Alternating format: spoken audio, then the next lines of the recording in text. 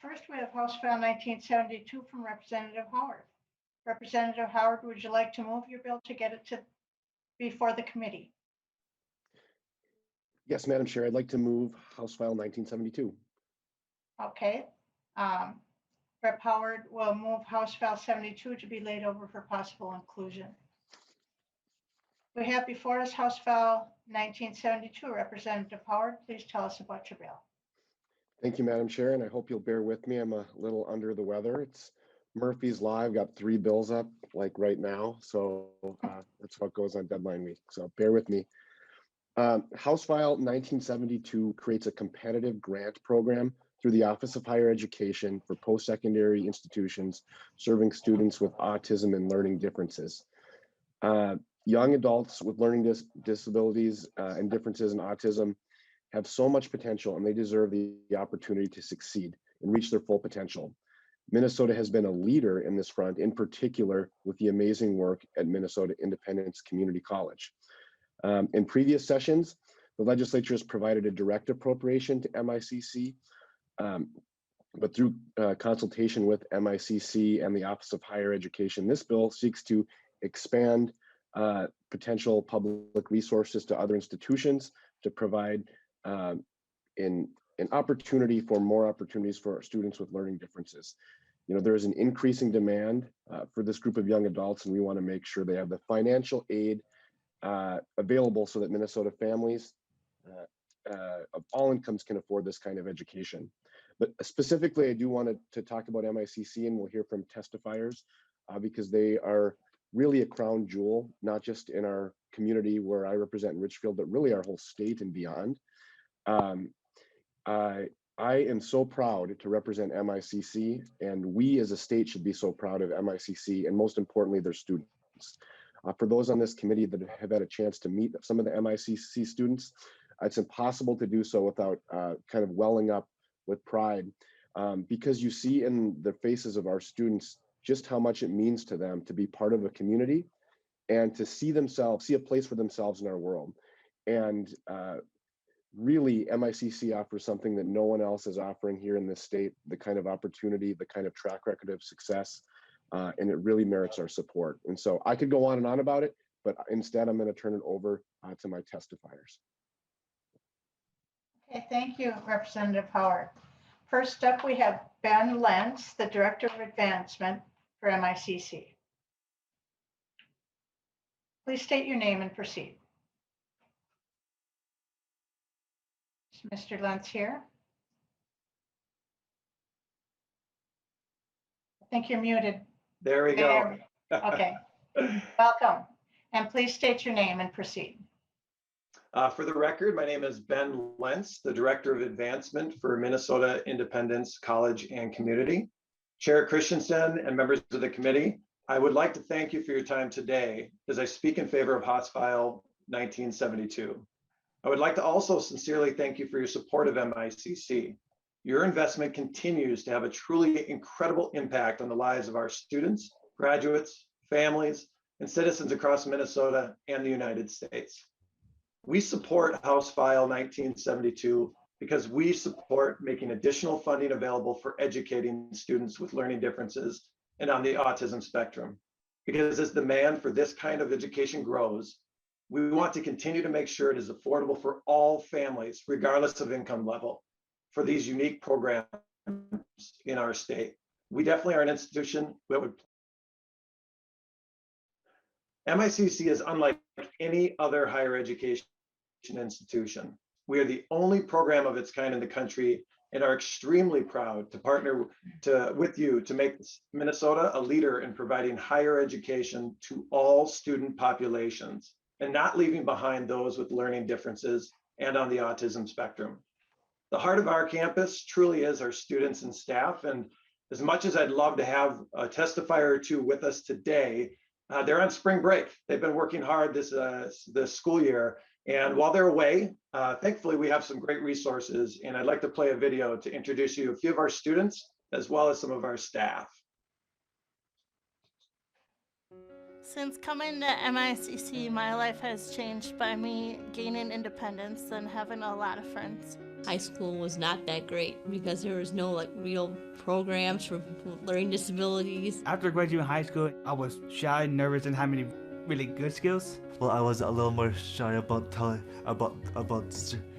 sharing that I had autism, and now I'm more comfortable about that fact. I am not ashamed. I embrace my autism fully. I have seen a lot of growth in students understanding that they do matter. I think one of the biggest changes I've seen in myself is how much more outgoing and how much more I talk and stuff. I talked a lot more than I used to, so I can see it myself as a huge transformation. Even though I finished the program, I feel like I'm still growing and learning new things. I mean, we were a campus with one area, and now we are a true campus and community of over 100 in total with our graduates, and it's awesome. This is a real milestone year for MICC as we celebrate our 25th year as an organization serving individuals and families affected by autism spectrum disorder and learning differences. And I really want to thank all of those who were able to participate with us last weekend when we celebrated that during our annual gala, a virtual gala this year, unfortunately. But we're proud of the outcomes, the accomplishments for our students and our graduates. But it is really critical to not just think about them, but to look at the statistics as a whole for young adults with autism and learning differences overall. I hope you guys are shocked to hear that a third of individuals with ASD have not had any kind of post-secondary education. It's not a path that they've followed. Less than half have held any kind of paid employment within 4 years of graduating from high school. 87% live with their parents after high school, and many remain there for many years. And 24%, this one I find so staggering, but 24% are considered socially isolated, meaning that they have no other contact except for their family for over a year. And the reason I think that's so tragic is that's a pre-pandemic statistic. I can't imagine what that would be today based on the isolation that all of us have had. Now, these statistics are not a reflection of a lack of desire and or ability. What it really is a lack of options. So at MICC, we provide an opportunity for these young adults to completely transform the trajectory of their lives. We support wholeheartedly adding additional funds to serving this population of students because the demand is growing at a staggering level. Each year across the United States, it's projected that between 70 and 111,000 individuals on the autism spectrum will turn 18. This will add up to 700,000 to 1.1 million youth on the autism spectrum entering adulthood in the next decade. In Minnesota, we're seeing this as well. The number of students receiving with a diagnosis of autism spectrum disorder receiving special education services has grown by 138% since 2009. All people need an opportunity, the resources, a community to live a full and vibrant life. And our 3-year program provides that curriculum of personal growth, advancement, and career certificates in the following areas of retail, culinary, hospitality, and health services. We're proud that they're all certified by Century College and endorsed by them, and that we see a strong majority of our students, even in this pandemic, we're continuing to work because they are in essential worker positions. It's also important to note that in addition to the community benefit, MICC provides a strong financial return back to the state of Minnesota. Through some research with Wilder, we determined that for every dollar invested by the state of Minnesota, it's a $38 return to society. One of the things that we say at MICC all the time is that cliffs are inevitable for all of us. And this can be especially tough for those on the autism spectrum and with learning differences. To help with those cliffs, whether they're professional or personal, at MICC, we also provide a lifelong community program for our graduates to be a part of, to make sure that we're there to be with them before they go over that edge, before they hit that bad point. Now, you may see our students and graduates all over the metro. We have 50 local employment partners such as Bachman's, Delta, Walgreens, Presbyterian Homes, Speedway, the Guthrie, the YMCA, and many, many more. You know, our students, they're not unlike each and every one of us. They want a quality of life that they earned, and they definitely want to give back. We know these challenges are all real, but at MICC, we are committed to continuing to working with young adults on the autism spectrum and with learning differences to go against the statistical likelihood of them living a quiet, lonely life. Now, I'll leave you with one last video before I pass this on to another testifier. And I'd like to introduce Carrie to you, one of our graduates, and also hearing from her manager at ARC.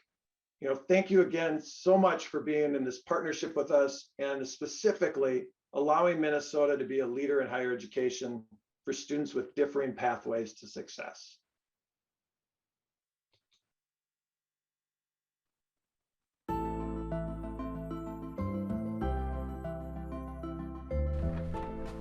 Hello, this is my living room. These pictures in here, me and my sister, my reward.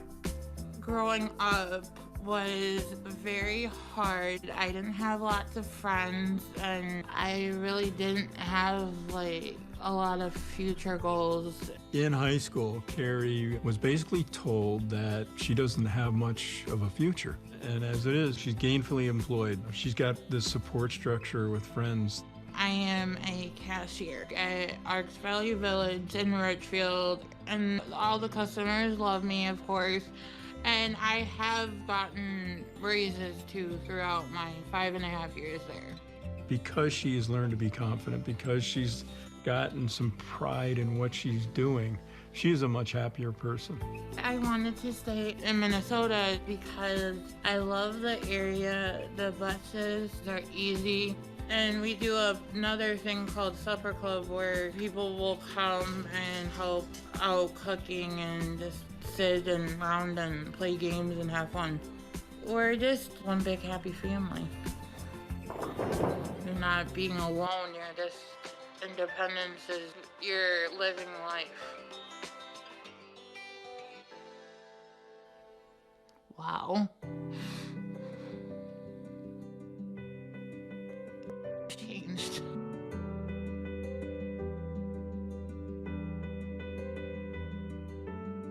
Eight years ago until now, I was like a baby. Carrie in 2021, more outgoing. I feel more stable. I love having a house. I have one roommate, and now I have purple hair too.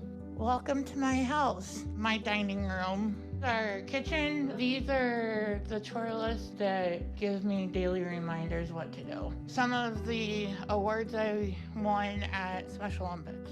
My class that I used to volunteer in made that for me. Sometimes we will have TV parties down here. And what can I get you?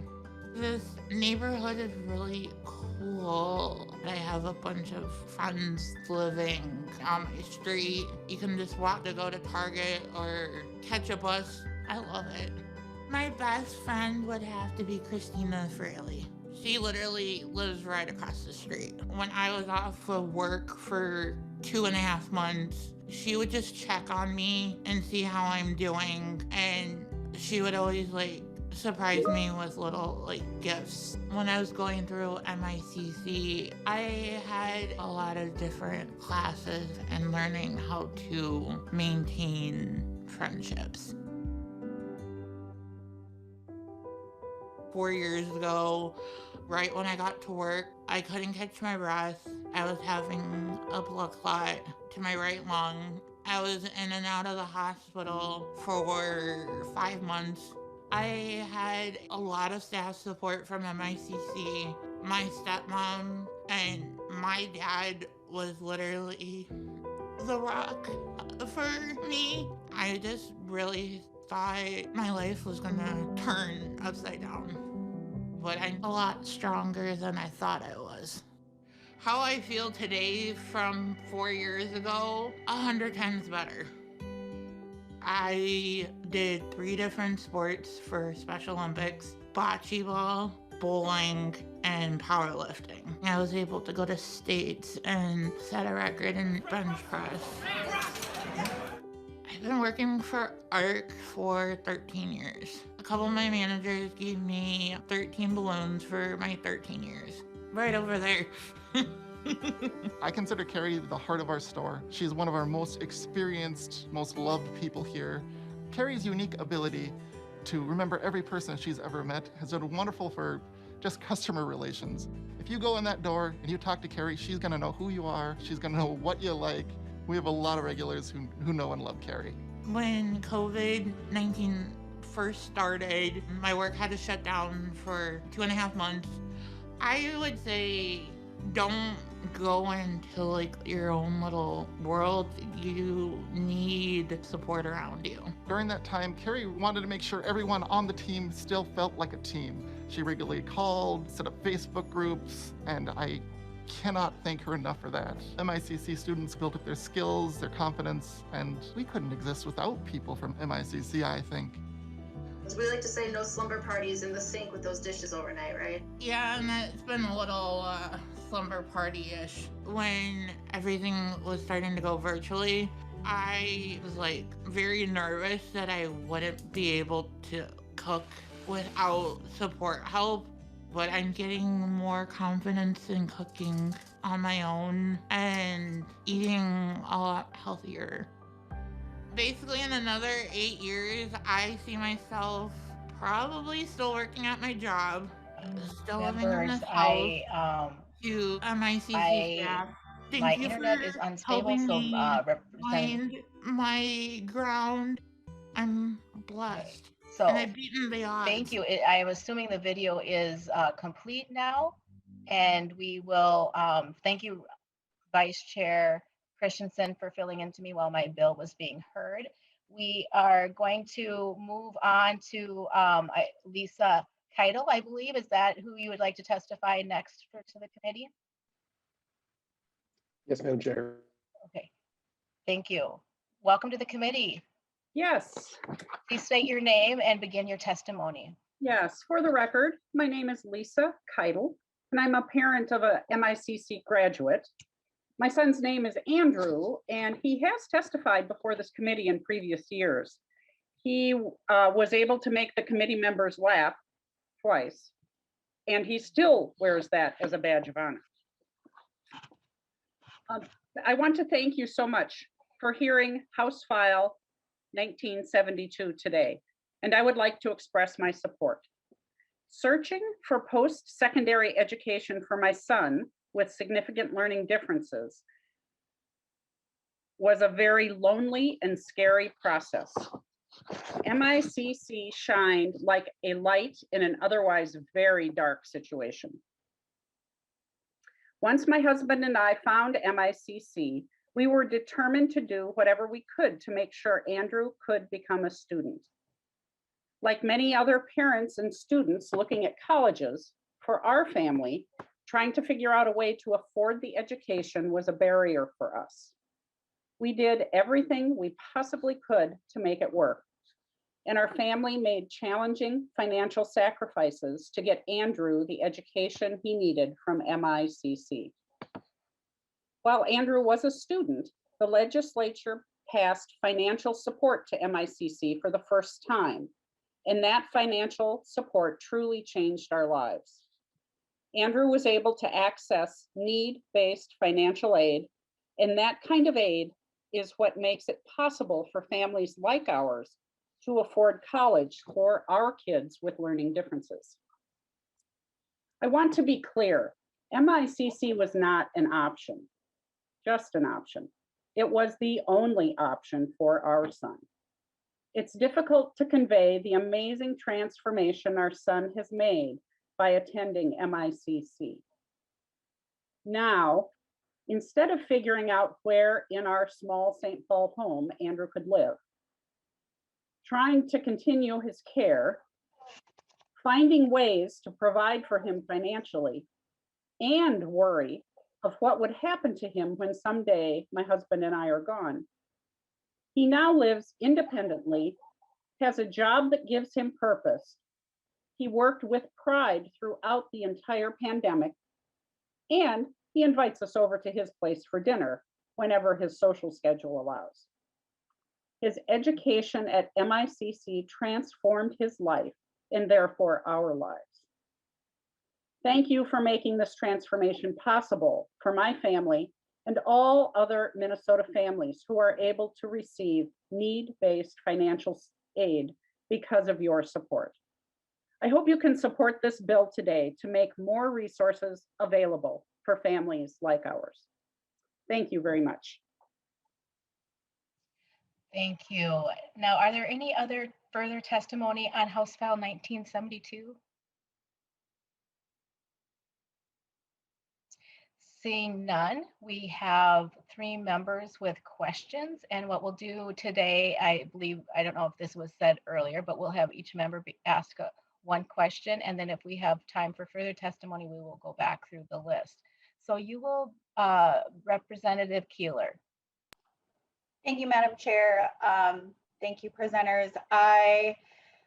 Over the last year, I've learned a lot about MICC, and I think that it's a good reminder that when we talk about creating an equitable and inclusive Minnesota, it includes everybody.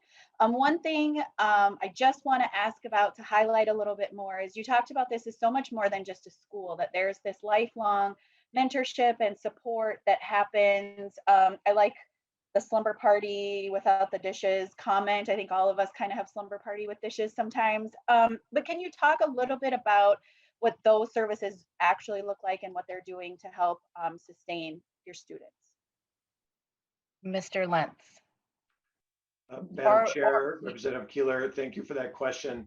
Our community program really is a robust social engagement opportunity, but also support network. What we have currently is a house in Richfield that we use as our community center.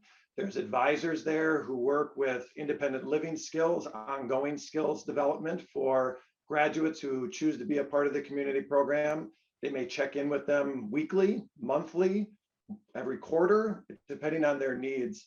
And really it's to support them in their independent living. For us to remain person-centered, one of the key components is choosing the job you want to have, living where you want to live, and us being that partner in your independence and really an interdependent experience that allows us to support those graduates, not just in the 3 years that they're a student, but hopefully until the end of their independent living and then on to the next phase of their life. And so we really are proud of how within the Richfield community, Bloomington, Edina area where we exist, we have 80 graduates who continue to be a part of our community program that are benefiting greatly from that support network that exists. And when I talk about the return on investment that we've calculated with Wilder Foundation, really a lot of that comes not just from the 3-year support, but the fact for 30 to 40 years beyond high school or beyond our college program, they have a support network in place that they can maintain that independence, employment, they're taxpayers, they're volunteers, they're truly a part of their community. Thank you. Representative Albright for your question. Thank you, Madam Chair. I want to tell you about a young man I met several years ago. His name is Michael. Michael was a high school student that was basically told he couldn't go to college, that his life would be spent living with his parents. And as he puts it, he watched his brothers have friends over, and he often wondered what it would be like to ever have someone invite him to do something. In high school, he never had a friend. But his mom refused to accept what she was told by others about her son, because she knew Michael's true potential. And as Michael described it, she Googled forever and finally found MICC, and she knew she had to get Michael there. Their family was living in Illinois at the time, but she knew if they wanted a future for their son, he would need to move to Minnesota. So now the rest of the story. Michael has worked for over 50 hours a week in a career he loves. But when Gray Wolf Lodge closed for COVID, within 2 weeks, he had gotten himself hired at Walgreens all on his own, and all based upon the talent he possesses and the skills he now has because of being enrolled at MICC. As many of you members can recall, he has testified before this committee on multiple times. Members, he is a true inspiration to his peers. And I am proud to call him my friend. As you've heard from Representative Howard, we have a true gem here in Minnesota that draws in folks like Michael and their families from all over the nation. They stay here, they work here, and they become active and vital members in their communities. You know, we hear a lot of talk about the presence of special interest groups and the influence they have over what goes on around here. And Governor, I don't know what you must have been thinking or who you were consulting with when you were putting your budget together, but it most certainly wasn't with special interest groups like Michael, Andrew, and Carrie. It's troubling to me, members, that for the sake of some of those so-called special interest groups, we're thinking about leaving it up to a competitive bid process and quite possibly leaving some of these folks at the station, waiting for their chance to get on board the One Minnesota train. Candidly, the way this program has been treated is shameful.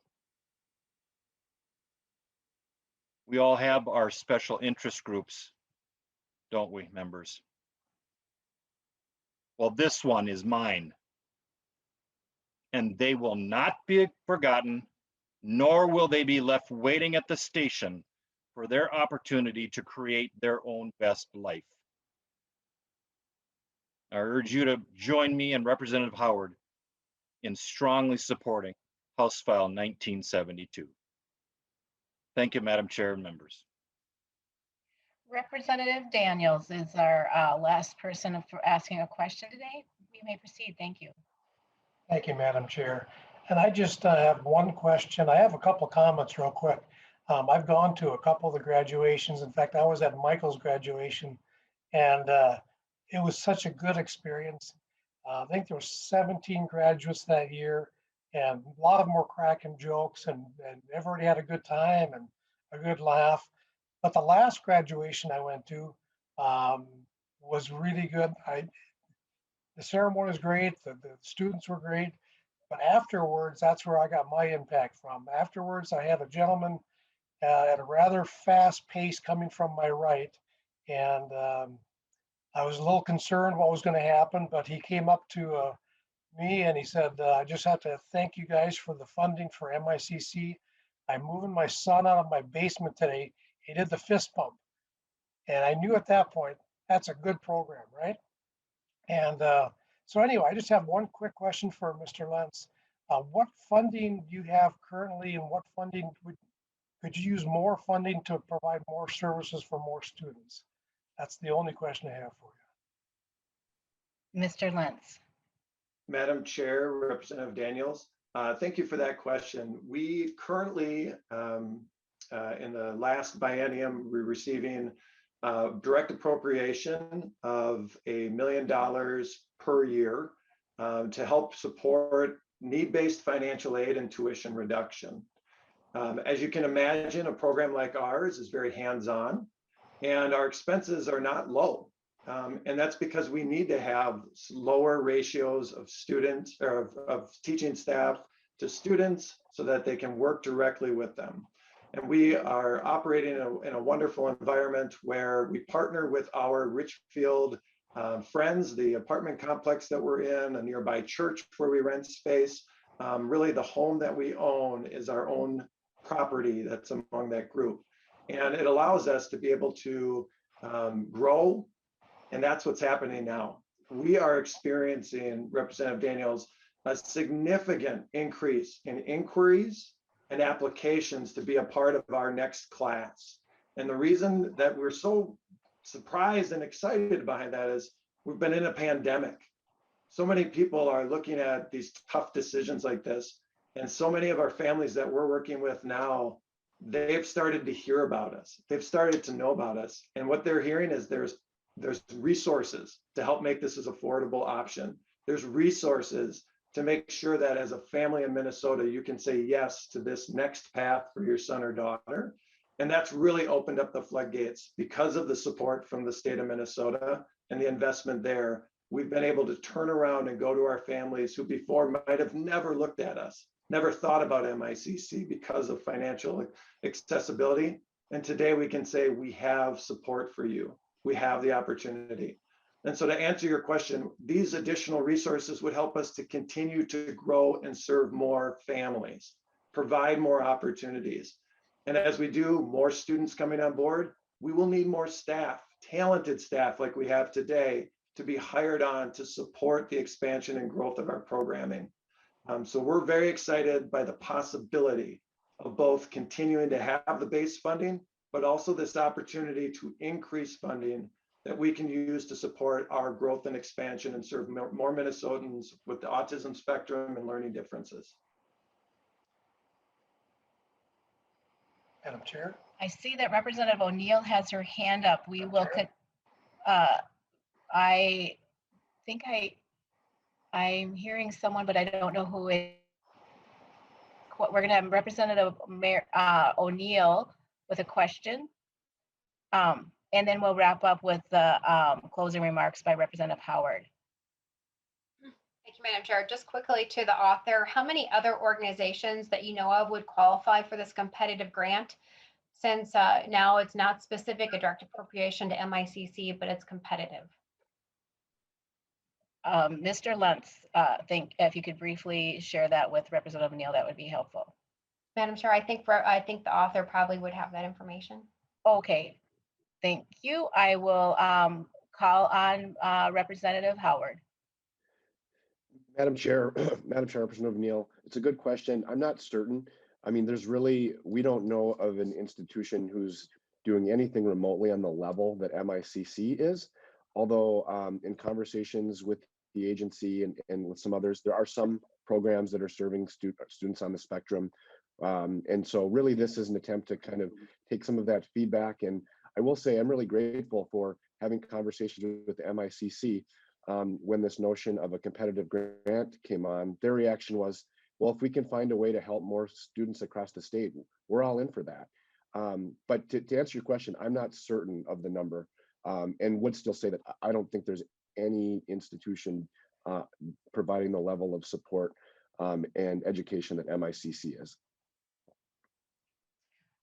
Okay, we will now move on to Representative Howard for your closing remarks. Thank you, Madam Chair, and thanks to the testifiers and to the strong support by members. I must admit, usually we have students that testify and they're the heaviest hitters you can come to talk about MICC. And so in the absence of students, I wasn't exactly sure what to expect today, but I really appreciate the strong support. And what I would just leave you with is a little bit of something what Representative Keeler said, that equity is everyone. And this is our chance to put our money where our mouth is. And I do want to come back to that this bill is a competitive grant in the amount of $1.5 million. We do need to be providing, I really feel like when we came up with that number, when we were expecting a deficit, that really should be a baseline for us, given that we provided $1 million to MICC last year. Happy to expand this to a competitive grant. But if we're truly going to support this program and support students across the state, this really is a modest investment in the scope of our state budget and one that makes a ton of sense on so many levels. And so thank you again, members, for your support. And I'll renew my motion to lay House File 1972 over for inclusion in a future omnibus bill. Thank you very much for all your testimony today.